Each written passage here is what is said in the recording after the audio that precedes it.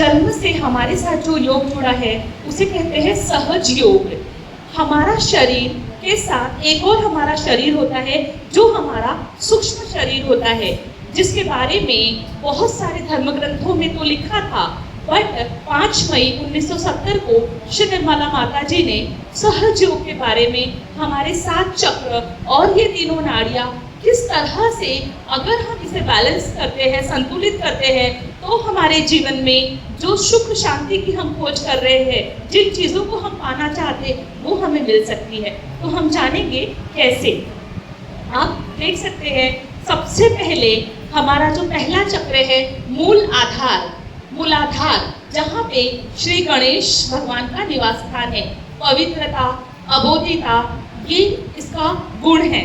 उसके बाद थोड़ा ऊपर जो दूसरा चक्र और मूलाधार चक्र के थोड़ा सा ऊपर ट्रायंगुलर में हम देख सकते हैं त्रिकोणाकार अवस्था में, यहाँ जो है वो त्रिगुणात्मिकता, कुंडलिनी शक्ति, श्री गौरी साक्षात श्री माता जी की जो शक्ति, त्रिगुणात्मिकता, कुंडलिनी शक्ति, उसके थोड़ा ऊपर स्वाधिष्ठान चक्र, जहाँ ब्रह्मदेव सरस्वती जी का निवास स्थान है। यहाँ से सृष्टि का सृजन होता है। सबके अंदर जो शुद्ध इच्छा, सृजनशीलता का गुण, क्रिएटिविटी हमारे अंदर निर्माण होती है। उसके थोड़ा ऊपर हमारा नाभि चक्र, जहाँ पे लक्ष्मी नारायण भगवान का निवास स्थान है। हमें संतुलन मिलता है, पूरे सृष्टि का जो संतुलन होता है, हम अपने आप को बैलेंस्ड कर पाते हैं, वो नाभि चक्र। और ये जो हरे कलर का हम देख पा रहे हैं, ये है भवसागर, जहाँ पे हमारे गुरुओं का स्थान होता है।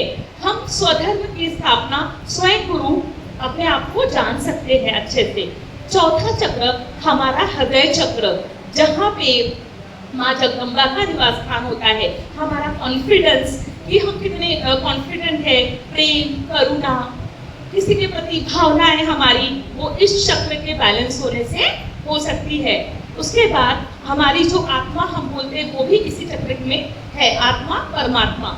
उसके बाद थोड़ा ऊपर हम बढ़ते हैं, हमारा 5वां चक्र विशुद्धि चक्र, जो हमारे कंठ में होता है, जहाँ पे भगवान श्री कृष्ण का निवास स्थान है।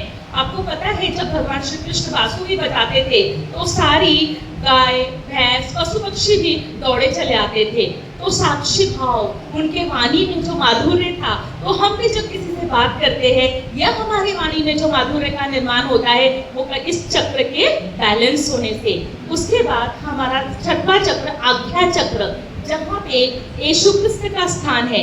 ये आज्ञा चक्र पे हमारी तीनों नाड़ियाँ, जिसकी हम बात करेंगे, ईड़ा, पिंगला और सुषुम्ना, क्रॉस होती है, जहाँ यीशु कृष्ण का स्थान है। सबको क्षमा करना, खुद को क्षमा करना, सभी को क्षमा कर देने का जो गुण है, वो इस चक्र के संतुलित होने से हमारे अंदर निर्माण होता है। 7वां चक्र सहस्त्रार, जहाँ पे ये 7 चक्र से जब ये माँ कुंडलिनी जागरूक होती है, तो हम उस परमपिता परमेश्वर को, आत्मा और उस चैतन्य से कनेक्ट हो जाते हैं। और जहाँ हम हमारे जीवन में एक सामंजस्य, संतुलन, बैलेंस, ये जो कुछ भी चीज़ हम पाना चाहते हैं, वो निराकार से हम पा लेते हैं। हमारी ईड़ा नाड़ी जो प्रेजेंट करती है हमारे पास्ट को, भूतकाल, हम बहुत ज़्यादा पास्ट में जो कुछ हुआ उसके बारे में सोचने की वजह से तकलीफों में जाते हैं। बट जब ये नाड़ी ध्यान के माध्यम से बैलेंस होती है, तो हम पास्ट में जो कुछ भी हुआ उसको याद नहीं रखते हैं और बैलेंस कर पाते हैं। उसके बाद पिंगला नाड़ी, जो हमारी भविष्य काल की नाड़ी है, जिसे हम सूर्य नाड़ी कहते हैं। भविष्य की चिंता, कैसे होगा, क्या होगा, बच्चों का क्या होगा, पैसों का क्या होगा, वो सब चीजें कहीं ना कहीं जब बैलेंस होती है, पिंगला नाड़ी पे ध्यान करते हुए हम आते हैं सुषुम्ना नाड़ी, जो हमारी प्रेजेंट की नाड़ी होती है, वर्तमान क्षण में, कि इस क्षण में हम सब बहुत ज्यादा बैलेंस्ड और सुखी होते हैं। और यहाँ से ये सुषुम्ना नाड़ी मूलाधार चक्र से के यहाँ से बैलेंस होती हुई सहस्त्रार में आती है। इसी तरह से ये 7 चक्र और तीनों नाड़ियों के ध्यान से हमारे जीवन में उस निरानंद को हम पा सकते हैं। Thank you so much. जय श्री माता।